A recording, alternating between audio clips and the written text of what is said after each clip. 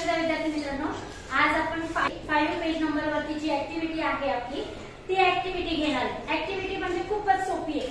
आपण मागच्या तासात कसे फ्रेजेस तयार केले होते, आपण कालच्या पिरियड मध्ये 3 शब्दांचा वापर करून फ्रेज तयार केले होते।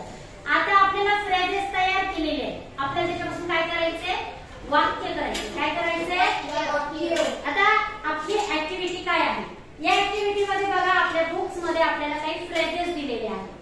ही ग्रुपची ऍक्टिव्हिटी आहे, आपल्याला 5-6 जणांचा ग्रुप बनवून ही ऍक्टिव्हिटी करायची आहे। या ऍक्टिव्हिटी मध्ये जेवढ्या फ्रेजेस दिलेले आहेत त्याच्यातल्या काही फ्रेजेस मी इथे लिहिलेले आहेत वाक्प्रचार। या वाक्प्रचारांचा वापर करून आपल्याला वाक्य तयार करायचे। म्हणजे इथे एक मुलांनी ऍक्शन करायची आणि समोरच्याने ती फ्रेज ओळखायची। काय करायचं, फ्रेज ओळखायची आणि वाक्य करायचं। कळलं का? आता सगळ्यात पहिले करतीये, ऍक्शन करतीये। बघा काय करतीये मी, ऍक्शन। हा, कशाची ऍक्शन आहे ही सांगा। ही ऍक्शन आहे स्विमिंग इन अ टँक। आता त्याच्यावरती मीच वाक्य तुम्हाला सांगते, पहिलं वाक्य म्हणजे तुम्हाला कल्पना येईल की इथून पुढच्या फ्रेजेस आहेत त्याचे वाक्य कसे करायचे। बघा, स्विमिंग इन अ टँक या फ्रेज पासून वाक्य आहे boys are swimming in a tank. मुलं स्विमिंग टँक म्हणजे टँक मध्ये पोहत आहे असं वाक्य आहे। आपल्या पुस्तकामध्ये आणखी काही वाक्य दिलेत बघा। बाकीच्या मुलं कसे वाक्य तयार करतात, I am swimming in a tank, मी टँक मध्ये पोहत आहे। त्याच्यानंतर दुसरा मुलगा म्हणतोय we are swimming in a tank, आम्ही पाण्यात पोहत आहोत। तिसरा मुलगा म्हणतोय I am also swimming in a tank, मी सुद्धा पाण्यात पोहत आहे।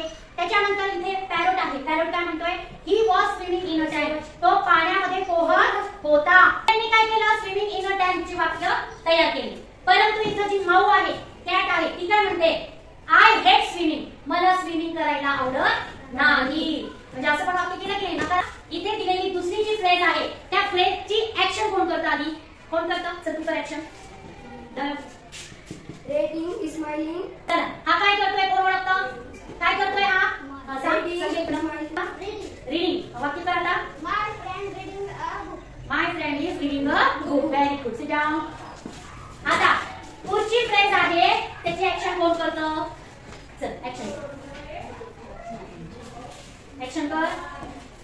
काय करते ही, हसत आहे, हसत आहे। मग हसत आहे साठी काय म्हणतात, स्माइलिंग। वाक्य कराल, वाक्य तुला काय करते ही, very good, Fatima is smiling, Fatima is smiling. Very good, खूप छान वाक्य केले। आता पुढचा फ्रेज आहे तर ऍक्शन। काय केलं त्यांनी, वाक्य कोण करणार, काय झालं,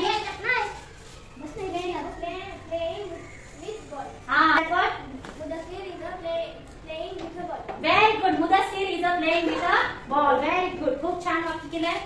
आता आणखी एक नेक्स्ट अशी पुढची जी फ्रेज आहे, कोण ऍक्शन करो, चलो ऍक्शन।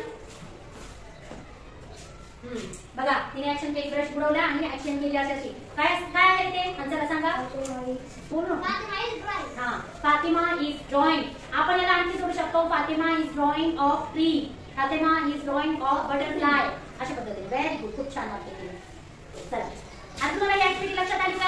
आता आपल्याला आपण प्रत्येक फ्रेजेसचं एकच वाक्य केलं।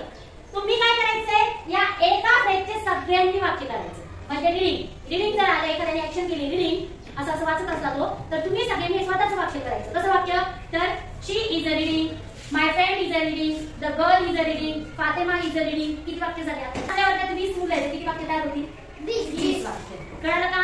इतकी छान पद्धत आहे, प्रत्येकाचं वेगळं वाक्य तयार होईल आणि एकाच फ्रेजेस पासून 20 वाक्य तयार होईल। कळलं का सगळ्यांना?